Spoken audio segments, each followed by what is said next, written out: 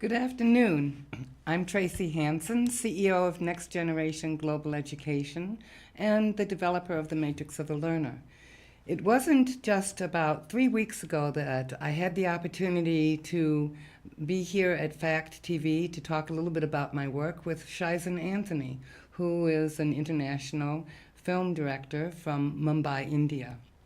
He returned to Mumbai a couple of weeks ago in time for some flooding that happened in Kerala, which is a place where I've been spending about 15 months. And I want to share with you a little bit about what's happening in those communities and what has happened, and to ask you for some help. I spent a number of months here in Kerala, and as you can see, Kerala is in the area on the southwest coast of India. And it's monsoon season right there now. Kerala is a beautiful place. And the Matrix Manor, which is my headquarters in India, has been there, I've been there, and it's been my home for about 15 months. The pictures that you see here are ones that I took when I was there. This is what it looks like now. These pictures are taken from the India Press News and are fairly recent pictures. In fact, just this past February of 2018, I worked with the students at Talk Public School, and together they wrote a book about their home, about India, about Kerala, Kochi, and their school. There were over 250 students that participated in the writing and the drawing of the pictures of this story. And I'm going to read part of their story to you. We live in the state of Kerala, which is in the southwest part of India. It's often called God's own country.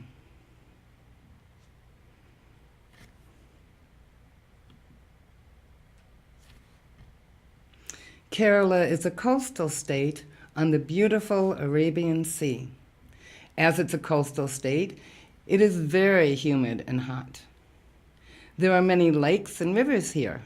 Everywhere you see these beautiful fishing nets. We are also famous for our spices.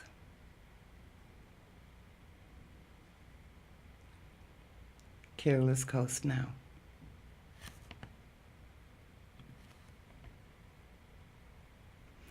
We have many coconut trees everywhere.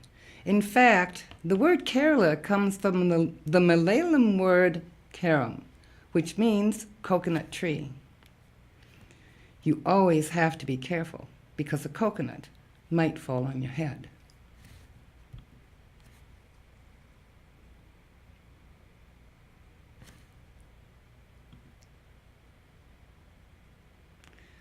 The beaches are beautiful.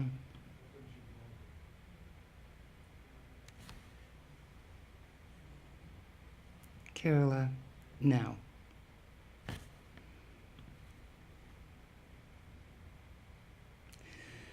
Kochi, or Cochin, in Kerala is a major port city. It's known as the Queen of the Arabian Sea.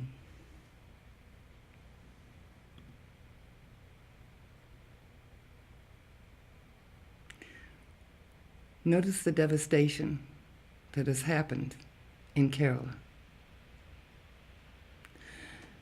Trains, railways are down, and the roads are gone, bridges are gone. The infrastructure is very poor. Kochi is a major tourist attraction. Big ships carrying tourists come into our port. Our Navy is also there. Fort Kochi Beach is a very popular place.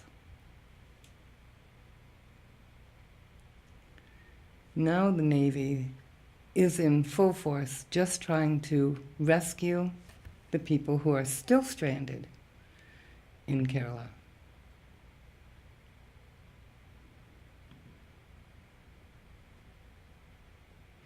Our school is Talk H Public School in Vertila.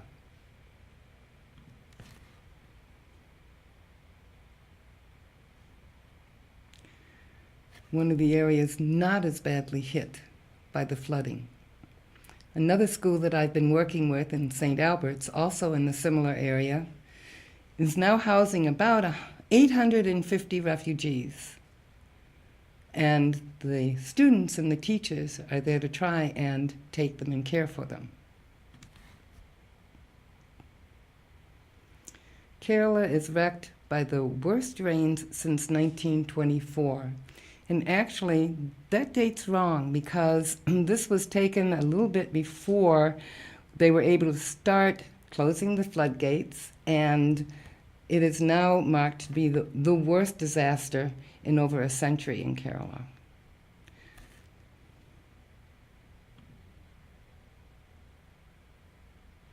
Hundreds of people have been trapped in their houses, and they're waiting still to be rescued.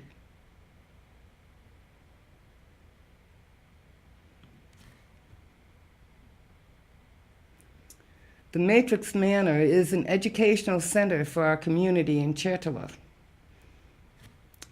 And it's recently been housing the same community that I've been living and working in as a refuge for these people on the second floor of the manor until the waters have receded enough for them to return home.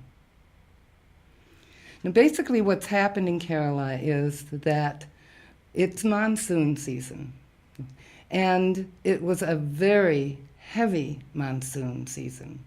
The rains went on for days, for weeks, torrential rains. And the water behind the 37 dams in the Kerala area became too high and too dangerous for the dams to be able to hold back. So they had to open up 34 of the 37 dams in Kerala full. Now you can imagine, just think about what would happen if they opened up the dam here in Bellows Falls. Would it maybe flood below it? And that's a small dam. We aren't talking about a dam as small as what Bellows Falls is. These are huge dams. And they are holding back a huge amount of water. So when they released the water from those dams, it wiped out communities. In fact, the very community that Shizen lived in and went to school in and that I visited and spent time with is gone.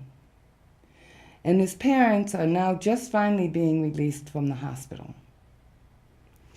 So the tragedy has hit many, many people that I've personally been working with.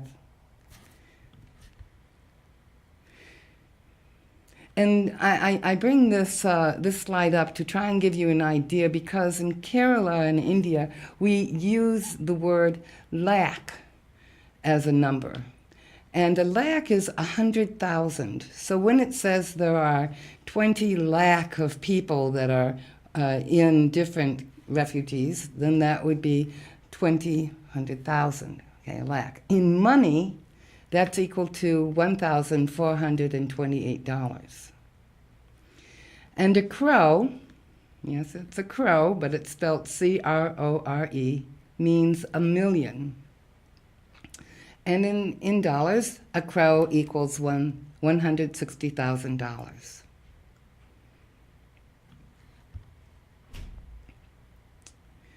In line, I'm going to read to you some quotes that are coming out of the India Press newspaper. In line with existing policy, the government, India government, is committed to meeting the requirements for relief and rehabilitation through domestic efforts. Domestic efforts?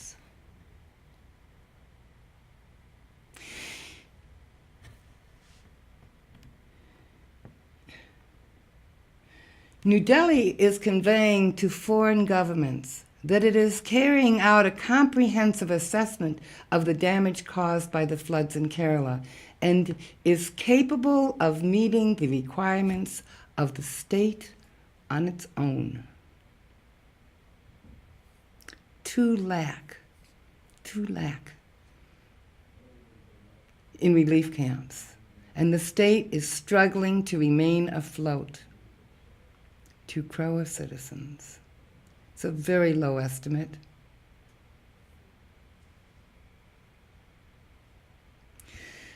The government of India deeply appreciates offers from several countries, including foreign governments, to assist in relief and rehabilitation efforts after the tragic floods. India refuses to accept foreign aid towards the Kerala flood relief. They have turned down millions of dollars that have been offered to them for help because they say they can do it themselves.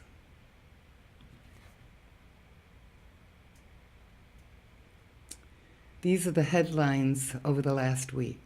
Worst deluge in a century. Calamity of a severe nature. The trauma of return. Thousands rescued. Lakhs displaced. Water recedes, but homes devastated. No cash dearth for relief. Focus now on rehabilitation. And you can imagine that although only a little over 300 people so far have lost their lives, their livelihood, which are the cattle and livestock and chickens, were all washed away. All washed away.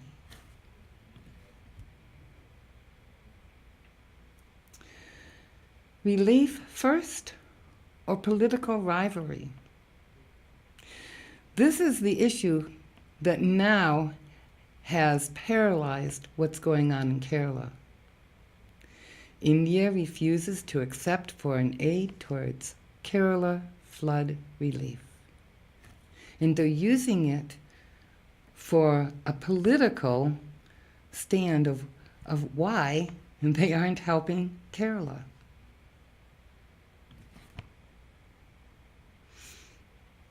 This was a quote taken directly out of one of the tweets, and very disturbing to me, having lived with these people and in these communities, because the statement is so false.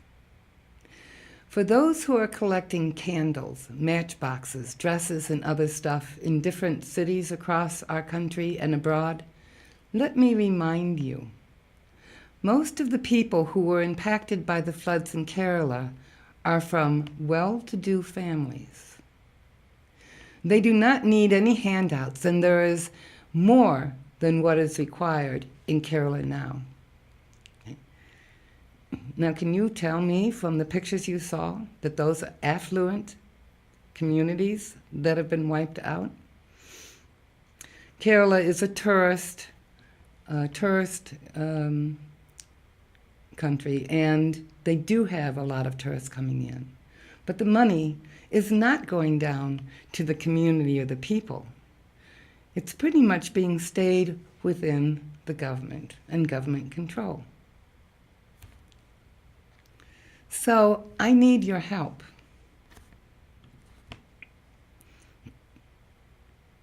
I return to Cochin, Kerala, September 16th. To the very communities that I've been working in, to the schools that I've been working with that are now refuge camps. My goal is to raise 10 lakh, or $14,280, to take into India with me. I'll be working with Shies and Anthony and local community leaders to ensure that the money is being used for the people. Can you help me? So rather than going out to McDonald's or buying a Starbucks coffee or a pack of cigarettes or that extra bag of Halloween candy that we are getting ready, all the Halloween stuff is out there in the stores now, instead of buying that or that Xbox game or that phone app, can you donate that money to our campaign? Whether it's $1 or it's $5, it all adds up. And I believe we can make our goal and take it into the people of Kerala. The people of Kerala will thank you, and you will have a happier day. by taking that little bit of change and donating it to our Facebook page. You can go to my Facebook page, B. Tracy H. If you look me up on Facebook, you can go there and you can donate to the fundraiser called A Crowe for Kerala. And I will be able to report back to Fact TV through videos and to you about what's happening and how things are going. And we'll be able to help do a little bit of relief to those people who in Kerala who are struggling just to survive. I want to thank you for allowing me to come and share this with you. Again, you can find us on our Facebook page, and we may be doing a fundraiser or a stand here in Bellows Falls towards the end of the week. I'll be on Wool TV Friday at 12:30, and I hope to hear from you all on our website. Thank you very much.